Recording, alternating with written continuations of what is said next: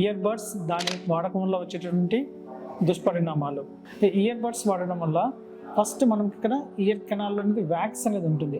ఆ వ్యాక్స్ అనేది టచ్ చేయడం వల్ల మనకు అది ఇయర్ బడ్ పెట్టడం వల్ల మనకు చెవి లోపలికి వెళ్ళిపోతుంది. ఆ వెళ్ళిపోవడం వల్ల ఏమవుతుందంటే మనకు ఇయర్ అనేది బ్లాక్ అవుతూ ఉంటుంది అనమాట. ఫస్ట్ పార్ట్ మనం ఈ కార్టిలేజినస్ ఇయర్ కెనాల్ లోపల కొంచెం ఇయర్ బడ్ అనేది కొంచెం లోపలికి పుష్ చేస్తే అక్కడ మనకు బోన్ ఇయర్ కెనాల్ టచ్ అవ్వడం వల్ల కొంతమందికి పెయిన్ వస్తుంది అనమాట.